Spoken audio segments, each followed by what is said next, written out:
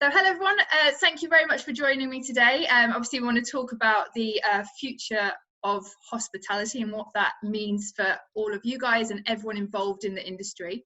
So to start with, would you mind just giving me a quick little intro about yourself and the impact that coronavirus so far has had on yourselves and your business? Amanda, should we start with you? Yeah, sure. So I do a number of different things. I still work as a journalist. The writing's pretty much dried up. I was doing PR for Restaurant Sat Baines. Obviously, that kind of stopped in March. I'm a non-exec director of a recruitment company. They've obviously stopped functioning to a large extent. And then separately, I've got my mystery guest business with Gia Bonagrotti and Nikki and Joe from Source Communications.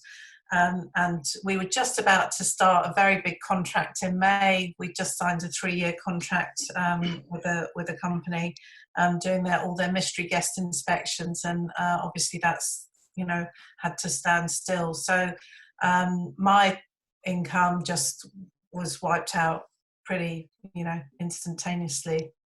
Yeah, I'm hearing that a lot of the brakes have been put on a lot of plans, haven't they? So Robin, what about you? Can we go to you next? Robin Hudson. I look after a number of hotels. So we have the small group, the rural group, the Pig. There are 7 of those, one just about to open in Cornwall. I also look after Limewood, and then we have one seasonal hotel in the French Alps, Portetta. So all in all, we're about 900 staff in total. So we've currently got about 750 on furlough. Across all of the hotels, with just a real skeleton staff performing some sort of vital functions like HR and reservations and keeping the gardens going. Actually, that's one of the other things. But aside from that, and some security. But aside from that, everyone is off now. And yeah, it's a changing scene that challenges us every day, I think. Yeah, no, definitely. And Joe, what about you? Yeah, Joe Clark, got a little pub in Little Haddam. So, it's around sort of 50 cover pub. We've also got an outside catering business. The two businesses have been sort of affected differently, but both sort of massively. With the outside catering, every day that this goes on and on, we're losing sort of, weddings, sort of every time you open an email, there's another wedding that's, looking to sort of backdate their wedding or cancel. Smaller events are just cancelling outright. With the pub, it's a bit different. It's sort of, with the outside catering, you don't really have the sort of overheads that you have with the pub. With the pub, it's sort of costing us, probably about £1,000 a week just sitting here, being closed. So, challenging times, but I suppose everyone's in the same boat, aren't they? So, yeah, it is difficult. Yeah. And Richard, how about you? Hi, Richard Corrigan. I am the owner of Corrigan's Mayfair, Bentley's Piccadilly, Daffodil Mulligan's, and I'm majority shareholder there, and a private estate in Ireland called Virginia Park Lodge. Altogether, we employ around 170, 180 staff. We have a skeleton crew in Ireland. We have a small skeleton crew in London, but most of the staff is furloughed. Everything has ground to a halt. We've gone from being a very successful kind of central London operation, which is, I have to say, it's hard won, to fighting our corner with landlords and just trying to imagine what it will look like when we reopen. You know what I mean? Just trying to kind of get our heads around it and trying to organise kind of, making sure any money facilities, trying to organise that. So, we're going to need a lot of money to open. So that scares the living monkeys out of me, really. Yeah. Not just closing, but just the opening part of it. So, it's going to be a changed environment. There's no question of that. And I think, I'm not going to beat landlords today because, really, I kind of understand where we all are. but you can't be asking for 10% of in your rent in central London, and maybe even more. Basically, there's nothing coming in their door. There's nothing going out. We're completely closed down, and there's no in hell's way can you be paying £500,000 rent to landlords in London with absolutely no business whatsoever. And basically, by being closed, we're just accumulating a lot of debt, because they will come after us the minute we open to pay this ASAP. So it's very, very hard at the moment. There's no question about it. Yeah, I mean, well, let's start with rent then, as you've gone on to that topic, Richard. So and I know, Joe, this is a big thing for you, because you contacted me about no pub no rent scheme that's right, that you're doing. So maybe you could tell me a little bit about that, and why it's so important for kind of everyone to try and be on the same page and give each other a hand. Yeah, I mean, it's very difficult. I mean, for a pub like us, very small. When we're open, it's difficult to make money. What we're in is like a tied pub, so we have to buy all our alcohol through our company, which is Green King. But there's other big pubcos. On top of a £3,000 a month rent, which at the minute they're charging us in full. They are allowing us to defer, but of course, like Richard says, all that does is pushes a huge rent on at the end. So it is a worry, because every week that goes by, you're accumulating the debt, and we don't know what we're opening into. So we don't know what the market's going to look like when we're able to reopen. Are we going to be looking at far less covers, a small pub anyway? If I'm sort of having to drop 50% of my sort of covers due to social distancing, it makes it really, really difficult to then try and recuperate that money. Yeah. Amanda, what are your thoughts on it? Because I'm sure you talk to a lot of people within the industry. What do you think? I know a lot of people have called for a holiday. I feel like it needs more than a holiday. It actually needs the rent perhaps to be waived completely for a month or two. I think if the owners of the properties, whether that's the pubcos or private landlords, if they insist on getting their money, then there's a really good chance that they're going to push these businesses out of business completely, and they're going to end up with a lot of property on their hand which has lost value, and nobody wins. Obviously, everybody has been affected. As Joe said, it's. I mean, I've just read someone saying about being in the same boat. And saying, well, actually, the boats are different for everyone. We're in the same storm, but the only way that we can kind of get through this is by sharing that financial burden as evenly as possible.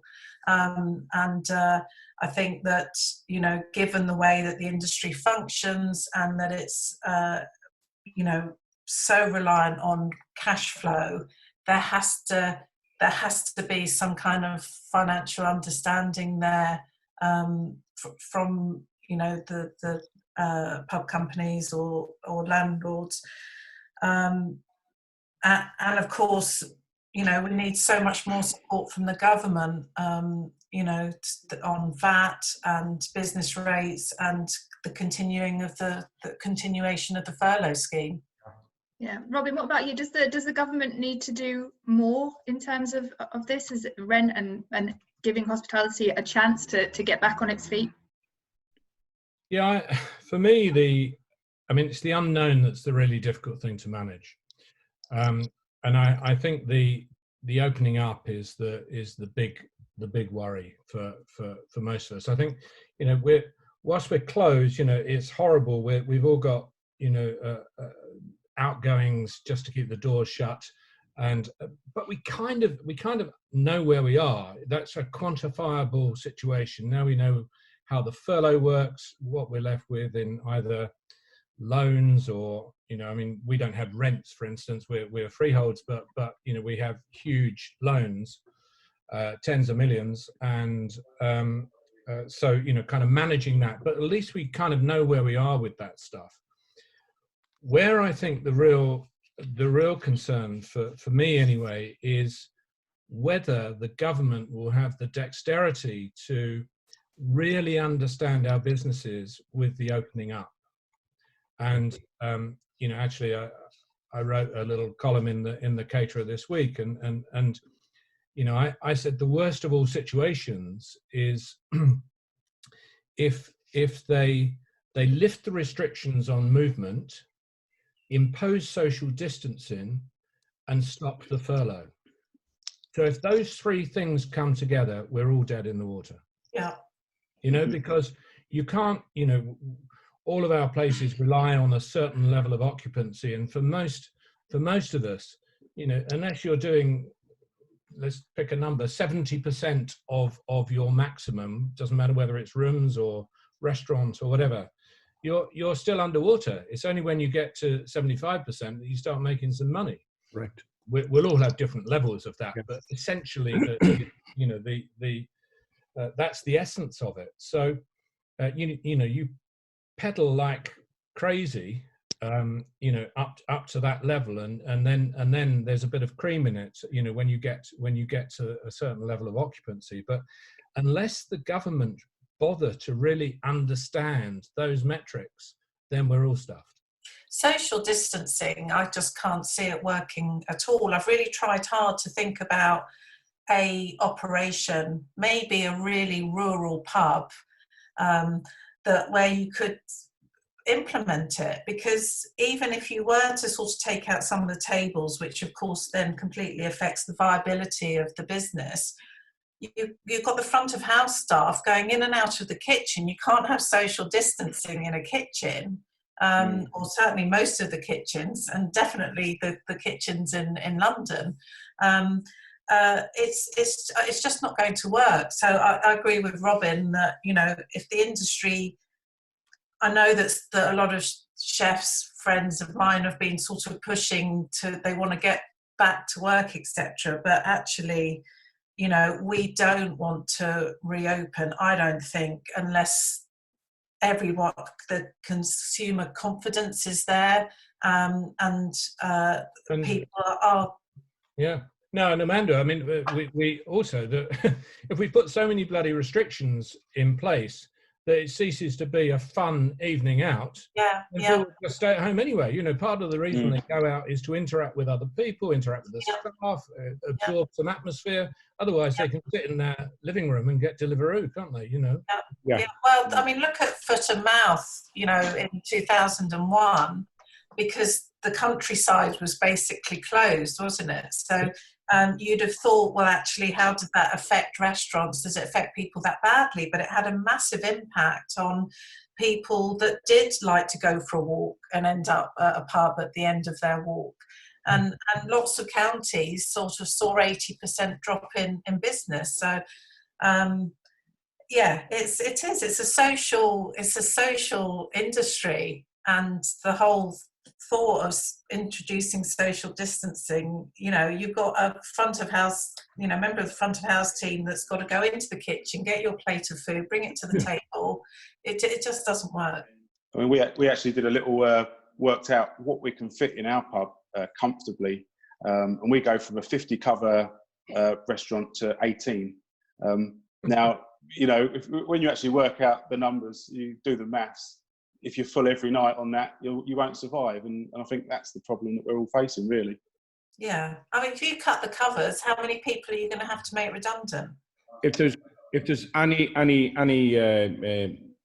thinking about a reopening, there's a certain manoeuvres that have to be made on a government level. I mean, I've taken some advice from a very, very large developer, Peter Milken, basically, who's involved with me in Daffy's in a small way, in 12.5%. He's an amazing guy, I'll be honest with you. He's building a huge operation in Edinburgh. He's an amazing guy. And he said to me, Richard, there's only one way this can work, and it's a lease pushback for everyone in leases. And developers can do it, which you basically push back a year's, you just add on a year's lease or 18 months lease, he suggested, where we are in London, onto our present terms. Nobody loses face, you know what I mean? Everything still carries on as normal. There might be some penalties for the landlord, for us to deal with the landlord on the way through, but we can deal with it on the way through of that whole lease. But carrying on where we are right now, where we're going to be facing massive demands when we open, I mean, there's no question about it, massive demands. And we have to do something, and the government has to do something. I mean, in Ireland, and I have my business in Ireland, they're talking about reducing VAT to nil, nothing, for a large reopening period. You know what I mean? So we really have to be clever in this, you know what I mean? And we have to be organized. We have to deliver it by peers of the industry, people like Robin. I think, you know, we have to deliver it well. We just can't be asking for things. And by the way, some businesses are not even viable to open up. So they have to be washed out as well, Robin. You know what I mean? It's pointless giving people money and pointless saying, yeah, we'll do this and we'll do that. And they're not even going to open up anyway. So there has to be a kind of like an audited accounts basically approach from companies of what are we viable, are we not? Basically, are we going to open up? Put it into law that all leases has to be pushed back for a certain period of time. I frankly think it's 18 months, Robin. I don't think, honestly, with maybe a turnover part of, maybe a 10% turnover part of your turnover that will go to the landlord, you understand, on your audited accounts. But if the landlords are asking for 30% of our turnover or 35%, our business is not viable. It's a completely different game. So there's a government approach, you know, you can't ask government to keep doing everything. They've done a good job up to now, the furloughing and all of that. I mean, really, it's not too bad.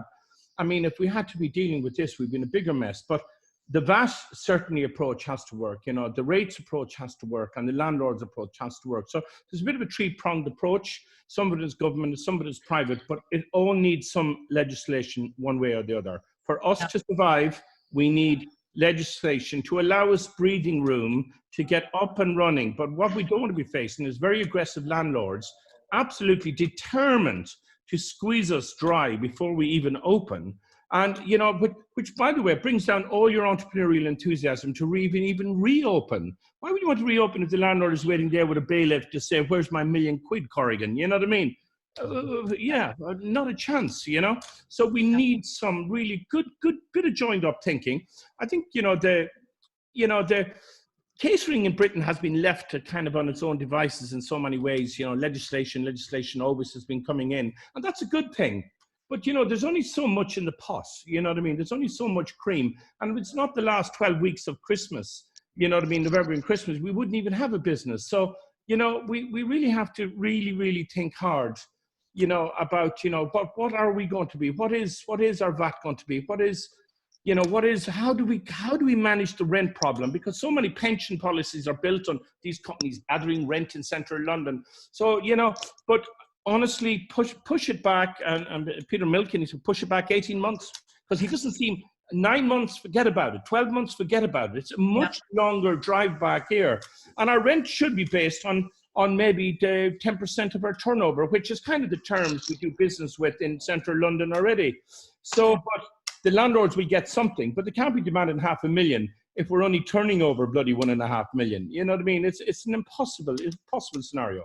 It's the way that the mortgage holidays are working, isn't it? Or certainly with mine, we've taken a mortgage holiday and it's just going on the back. We'll deal with it in, you know, 18 years time. But it needs something like that. If everybody's scrambling trying to get their money in, we will see huge amounts of the industry disappear. And just picking up on what you said about the social distancing, and obviously, yes, financially that will have effect on the businesses, but will this change hospitality as we know it? Is that hospitality kind of dead in the water and we start again?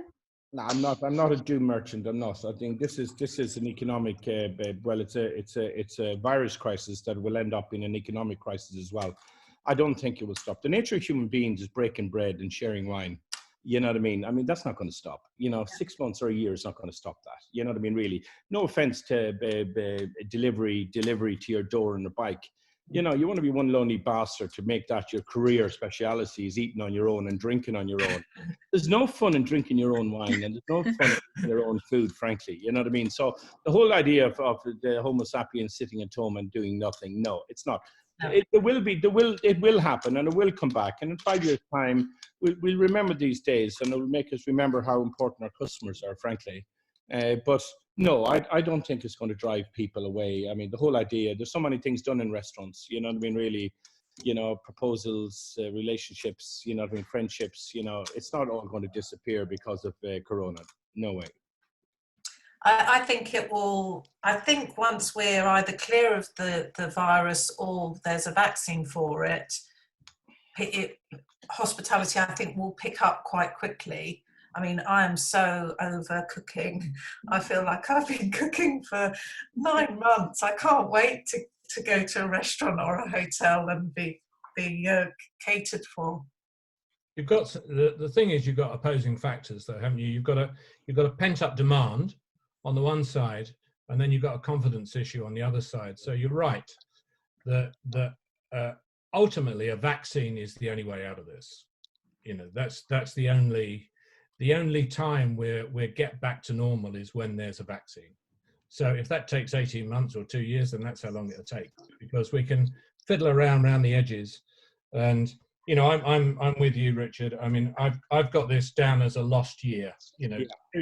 2020, a lost year.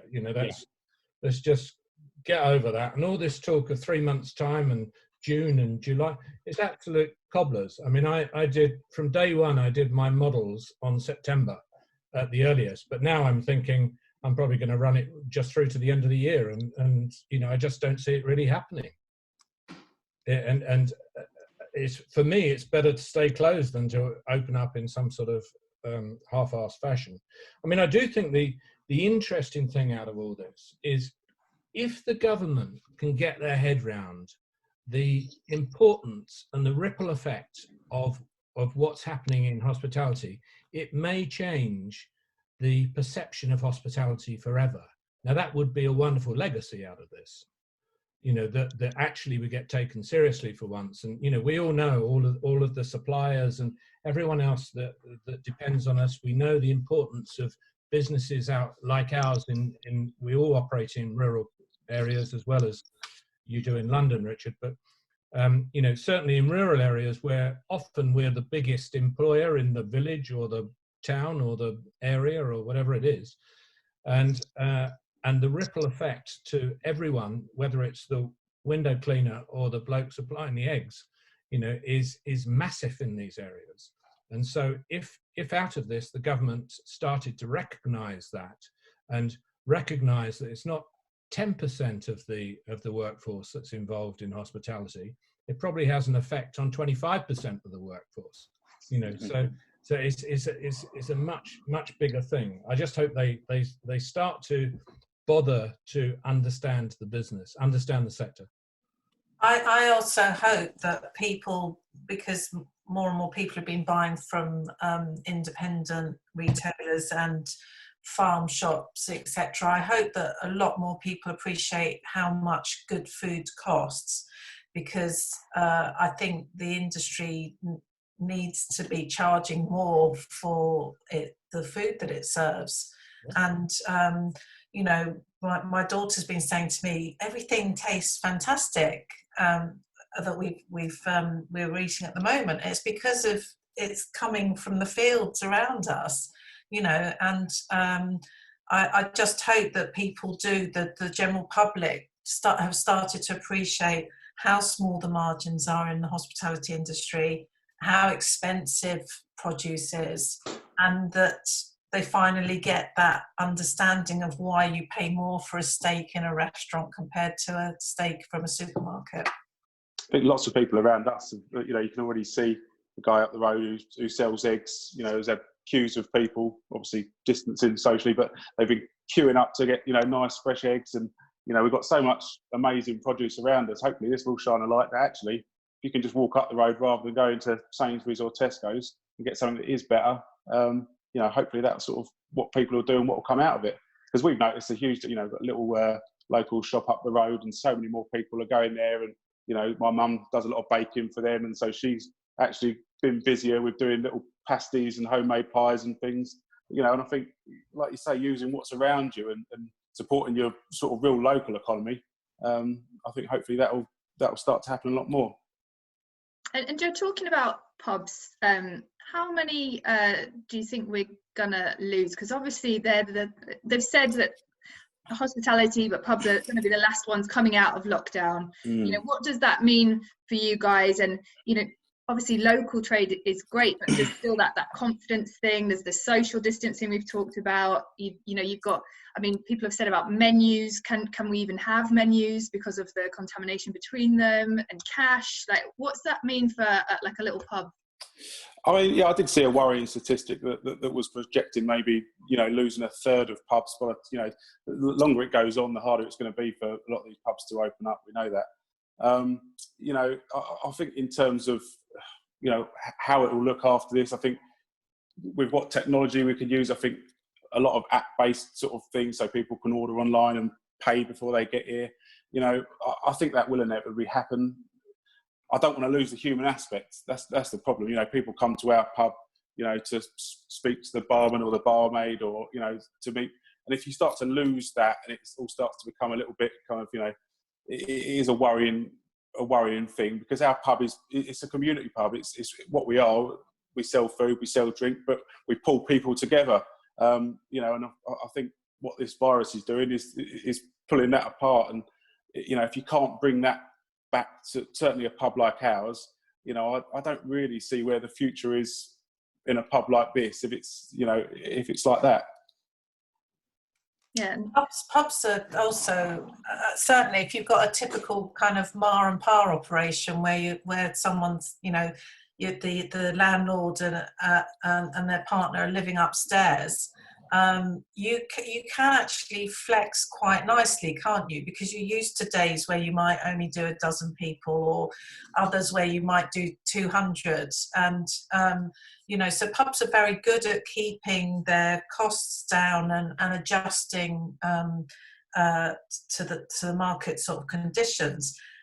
But the pubcos are really critical in all of this. And what I'm hearing from people that are in sort of tied situations like Joe is that they're not getting a lot of communication, or if they are, they're only getting maybe they're talking about the next month, not, as Robin's suggesting, that we just say, hey, hell guys, you know, we're clearly going to be in trouble for a while.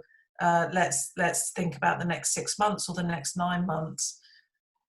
We've had our communication has been very minimal, really, with Green King, and it seems that every time you do get an email, it's kind of like, you know, this is what the government have said, this is what you can do, and actually it's not. We know that, we can see that ourselves. It's what are you going to do to help us? You know, I think the Tide pub model, hopefully it will shine a light on what that is, because, you know, I've got two businesses. I've got the pub and I've got the outside catering business. I probably put 80 to 100 hours a week in the pub. I can do 20 weddings a year and earn more profit from that than I will 365 days a year at the pub. You know, an example of how much it costs us to buy a barrel of beer. So if we've got a lovely brewery just up the road, you know, and a firkin of, it's Haddon Brewery, a firkin of beer from them would cost us, if we were a freehold, £70. To buy that through Green King, it costs us more than double, 146.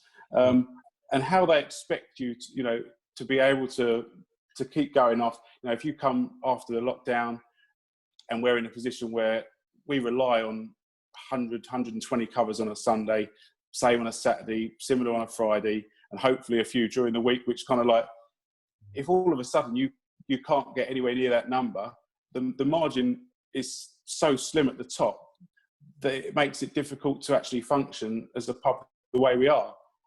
So yeah, it is worrying. And Robin, what about hotels as well, in terms of how people are going to start coming back to them? Is it going to be a confidence thing for people traveling and coming to you guys? Or, you know, how do you kind of see the progression, and what have you got in place to help yourselves, you know, start getting people back in again once that's allowed? I mean, the positives are that there's a perception that the countryside is perhaps a safer place than city centre. So there is a kind of that's a tick in the box for places like us. But what isn't a tick in the box is that we are in our particular case, we are food and beverage led hotels. So 60% of our revenue is food and beverage anyway. So we're kind of operating really like a restaurant with rooms in all of our places. So the equation, one relies on the other. So people come to stay and then they eat there and drink there.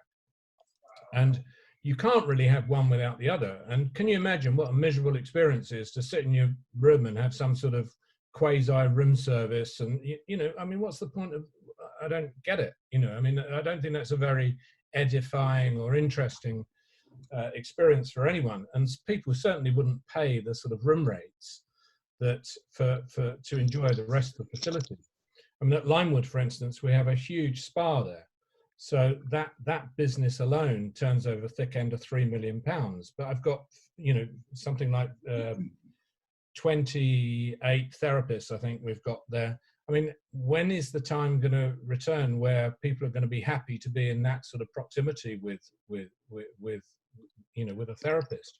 So, you know, that's why I say, I think, yeah, sure, we can all come up with whizzy ideas to get us through the interim of, I don't know, you know, some sort of distancing in the hotels, but it won't be a proper functioning hotel or restaurant until we have such time that there is confidence. And I think that's through a vaccine, and I think it's 18 months. And you know, I think that's just kind of the way it is. I don't buy this half-hearted approach much, really. I just don't see why anyone would want to even be there.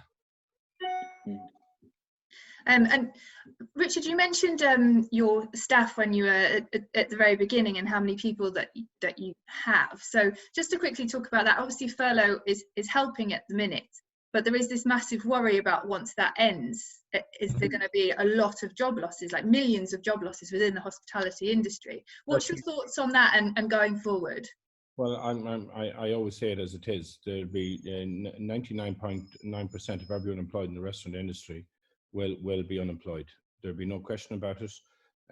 We rely on what comes in the door goes out the door. You know what I mean? At the end of the year, there's something left. If it's fantastic, if it's over 10%. Normally, it's between 5 and 8% at the moment in the last 3 years in London. So, frankly, everyone has been fighting their corner bloody really hard. If furloughing stops, it just means there will be just absolute mass unemployment. There is no question about it. It will be a complete disaster. There's no question about it. I worry about that already. I have to tell you right now, when people saying when it finishes at the end of June. I mean, you know what I mean. Really, it'll be a complete mess. There's no question. It has to continue. I mean, it has to continue if you don't want people with tin cans on the street, because you think you're going to support quid in London. You must be off your rockers, everyone. You know what I mean? It's impossible, you know? There's a price to be paid for living in London. There's a price for having a restaurant in W1. There's a price for having a restaurant in W2, 3 and 4. And that's what you pay for, you know what I mean, at the end of the day. But, you know, the staff situation, not just, you know, when furlough finishes, but just trying to recruit after all of this, trying to build our teams up again. I mean, yeah, we can keep on a head chef, we can keep on a restaurant manager, but what about the rest? I mean, you know, how there's so many questions. So many questions. How many of the teams will just leave London for good? The European staff will just say, listen, thank you very much, you know what I mean? Let's go back to our parents, you know what I mean? At least we can eat. You know, being unemployed in London is there's nothing romantic about it. You know what I mean? Really. So, you know, it's going to be incredibly difficult, and it's another battle we'll face in the end of June on the whole furloughing, because there have to be some introduction of some minimum living wage to people that has been furloughed just to survive, to live a decent life. You know what I mean? Really, there's just no question of we opening our businesses to 25% of a turnover. It's just not going to happen. It just social distancing is great for queuing for the supermarkets, but it's not going to work in our restaurants. It just is not. I mean, and the hospitality industry, it's a family, so it's heartbreaking though, as an employer, knowing that you're probably going to have these conversations with people that have worked with you for a long time, that are very loyal to you as well. I mean, we probably have 17 staff that's worked for us for over 10 years, you know what I mean, really. And we'll do everything to redirect, and Ireland can open up a little bit, but I don't think it will. I don't think Ireland is going to even open up to next January, they're talking about, you know what I mean? Now there's a, you know what I mean, someone who's made their mind up when they're going to open, and they're talking to January, maybe. Old large gatherings will be banned. So, you know what I mean, really, well, there goes that business, you know what I mean, that's not going to happen. So, you know, probably I'm with Robin on this, you know, we need something that's going to just kill that virus, or make us absolutely not susceptible to dying from it anyway, or something that will just take the death punch out of it. You know what I mean? That will give people some light relief. But that seems to be just far away at the moment. So yeah, I mean, you know, we could be faced for a much longer period of closure than we imagined. It's almost surreal to think that only a few months ago we were worrying about Brexit and skill shortage and the loss of such an incredible multicultural workforce, and now we are probably facing millions being out of work. My daughter works in the industry, and I don't know whether or not we should be looking at her going back to college and learning to do something else. It's you know, sad times. You definitely start to get battle weary, you know, when you just feel that it's been one thing after another, and you know, we're lucky we're in a position where we're able to run successful businesses in halfway decent times. There's a lot of people that perhaps don't have the experience or the following that people like Richard and arguably we do. You know, for new businesses starting out and so on, this is, you know, it's just suicidal, really. I mean, I don't know how you come back from that. Yeah, and there'll be a lot of obviously very worried employees as well. I mean, I'm talking to you guys as people who employ people, but there'll be a lot of people who are very worried about what's going to happen. Yeah, they're looking to us. You know, I mean, I do a little sort of video broadcast, if you like, to all of our staff every week, and they're really looking to us for some sort of guidance out of this, and you know, we are helping people beyond the government scheme, and we are doing quite a lot of other things, but we can't do it forever. And whilst we might be prepared to you know, take a bit more pain if we could see, you know, where this ends, we just can't do that forever. You know, I mean, we just completely be bust. Yeah, no, if you could all maybe summarize it, and maybe we can leave it on as positive a note as possible, is, you know, what you think needs to happen.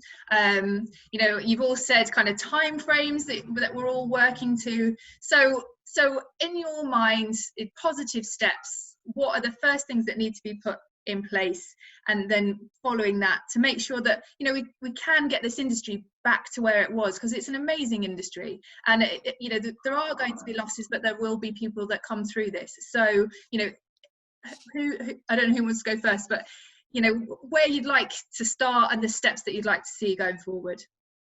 I think, Cara, it's about some honesty about timing, because this is bullshit that we're talking about at the moment. So there needs to be an honesty, and if that's the end of the year, if that's what the combination of political view, science, and the economic situation, if that's what it is, that's what it is. And then we need the assurance from government that they will continue to support through furlough until we can operate in some sort of normal fashion. And then the other suggestions, such as the legislation around that Richard was talking about, around rents and leases, put in place at the same time. If we had a package of sort of those three measures, time, people and property, then we might be able to make some plans and have a view of how we might pop out the other side, you know. but as it stands at the moment, we're in the worst of all situations, I think. Yeah. And Amanda, what about you? Because obviously you're working, I know you're doing a lot of different things, but especially in terms of like PR, that's going to be something. PR for restaurants is probably the last thing on their minds when they come out of this, with obviously money wise and that kind of thing. So what are your thoughts on it? Oh gosh, it's a really tricky one. All I can think is that I do think that if people can come out of the lockdown with all of the support that Robin's just talked about, and they're given a fighting chance, then I do think that the industry will pick up quickly. We will, of course, lose lots of businesses. There were lots of businesses that were kind of having a bit of a hard time before this came along. And I think a lot of operators have had to have a sort of long, hard conversation with themselves and say, right, this is the time to reset. And we're going to have to, we can operate some of our businesses that perhaps only, wash their face, but any that are losing money for us have got to go. So I think that's still going to happen. On a PR side of things, I do hope that people quickly feel that actually that they do need to get their brand back out there again, we're all going to be kind of competing for the same markets again, it's although it feels for the industries or the skills that support the hospitality industry, like the recruitment sector and obviously mystery guests and PR and all those other things, our recovery is going to be a little bit longer, because until you guys are up and running properly, we can't then follow through with our services. But that's just the way the cookie crumbles. But I do think when things take off, they'll go quickly. I think people will recover quickly once they've been given the chance to do so. Yeah, and Richard, I know you said obviously this isn't the end of hospitality as we know it. It will come back. Yeah, I mean, you want to be. I mean, you want to be hopeful. You want to be optimistic, and I think real clear leadership from someone in government on the business secretary, making a few outline approaches of confirming leases, rates, rents on the long term, and VAT on the long term would be very helpful. There's no question about that. And basically, not just giving us bits of information. Maybe it won't be, July, it might be September, it might be that. I think we were told next 1st of January is going to be some start of kick-off with certain areas in hospitality. At least, we could plan for that. But furlough cannot finish. I mean, there's no question about it. I mean, if you want to go back to a third world country, finish it. And, we'll never get our industry up and running again. Furlough is basically a living wage for people to live in a humane way. I mean, if you want to drive people to the bottom of society, then put them on the dole. You know what I mean? And you might even find them when we go looking for them next January. So I think everything, this is time for humanity. You know what I mean? This is time for people to feel that, there is fellow men and women on this earth and fellow people with the same problems that we have. You know what I mean? There was one thing that kind of gets me is, people who started work in February, at the end of February, we couldn't get them on the furlough. You know what I mean? It was impossible, believe it or not. That really kind of gets me. And, one way or the other, my company will make some cash commitments to those people, even though they've been only with me for bloody 2 weeks. But, it's time to really hold hands. It's time to really come together. It's time for British hospitality in Britain to be stronger, to be more politically aware, look at our European kind of counterparts. You know what I mean? Look at the legislation they've managed to bring in France. You know what I mean? To help their sectors. You know what I mean? In Germany, Denmark has been different. Denmark has been very tough. You know what I mean? Really, and a lot of restaurants are going to the wall very quickly there. But it's time that people realise that we've worked really hard over the last 30 years of defining what food and hospitality is in Britain. And I think it's one of the finest in the world right now. Some of the finest leaders in hotels and restaurants are in Britain right now. There's a wonderful kind of approach to what it is. And it'd be dreadful, really, to just think that's all going to be wiped out because of just a little bit of not foresight by government and civil service as well. A joint approach from us, much better voices from our community in hospitality, and some mechanism of people to listen to us in government, I think is very important. Because, Robin has said it, what's the point of opening, guys? If we're going to close 6 months after we open, 3 months after we open, what's the point of opening? It's a pointless exercise, absolutely pointless exercise. You might as well just wait, bide your time, see the planes running, Heathrow's planes coming into Heathrow, hotels starting to fill up before you even contemplate opening a London restaurant. Why would you? Absolutely disastrous. I drove around London yesterday on my bike, I had a look around. Old Street, absolutely nobody. Even the Sainsbury's across the road had no queue. And the West End was the same. So, this is not a point of just opening up. The country needs to open up. And a virus, an antiviral drug of some description is only the one way this is going to happen. And do you think it's correct that hospitality is going to be because it was first in and last out? Do you think that's correct, or what are your thoughts on that? I think it's very important that we don't open up if this virus is as deadly as we're all reading about to older people and to people with any asthmatics and cancer patients. Really, there's always certain parts of society suffering from something. I think it'd be very wrong to open up. It really would. We have to be responsible as well. Yeah. We don't want false starts. There's absolutely no point, as Richard said, in starting and then stopping. And, in the manufacturing industry where they're starting to kind of get back into work again, the message there is once you're off furlough, you're off furlough, and so it's we don't want any kind of zigzagging. It needs to be very clear. Are we back in business or aren't we?